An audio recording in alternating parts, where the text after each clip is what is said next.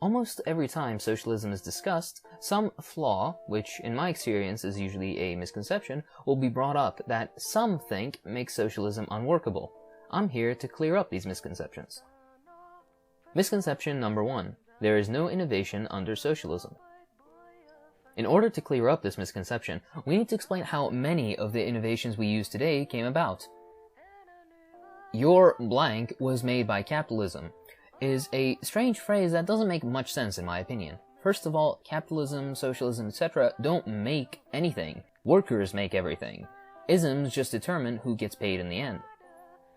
Under capitalism, the driving factor for investment in the development of a technology is profit.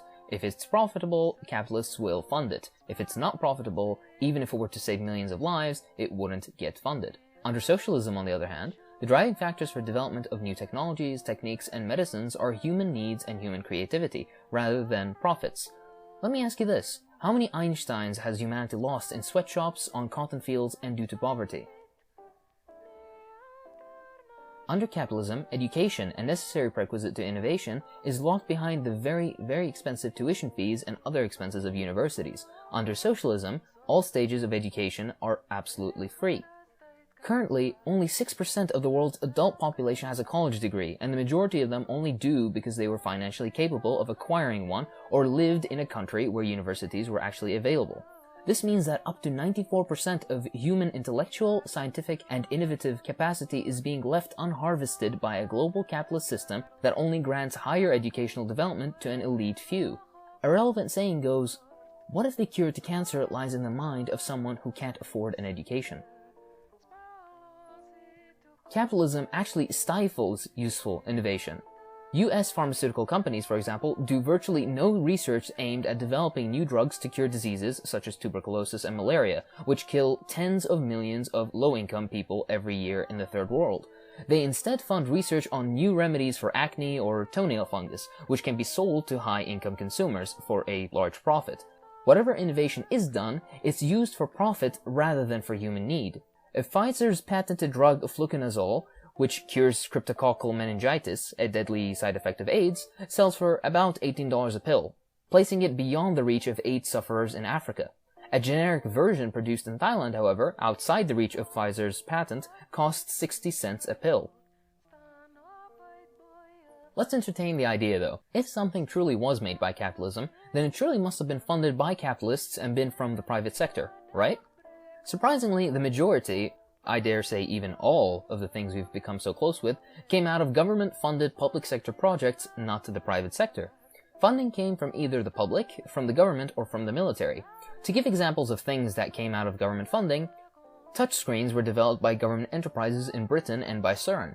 GPS, and the Soviet equivalent GLONASS, were developed by the militaries of the US and the USSR respectively. Microchips, without which your phone wouldn't work, was also a government project. Image sensors that allow you to take great photos with your phone or DSLR, accelerometers found in your phone and in video game consoles like the Wii, satellites, which are needed for practically everything nowadays, the internet, barcodes, the Doppler radar used for predicting weather, vaccines, including the recent lung cancer vaccine developed by Cuba, green energy sources like wind power. Even all the background work for Google was done through government funding.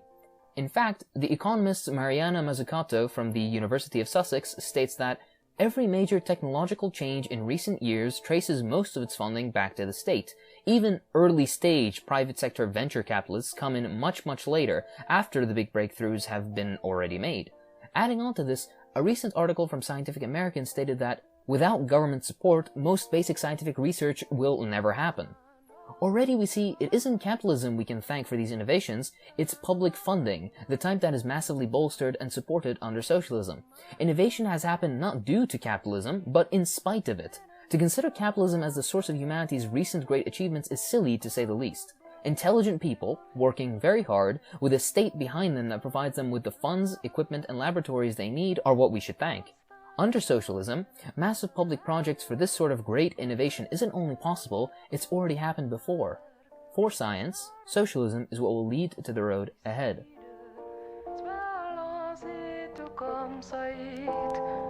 Di internasionale, mes noms tan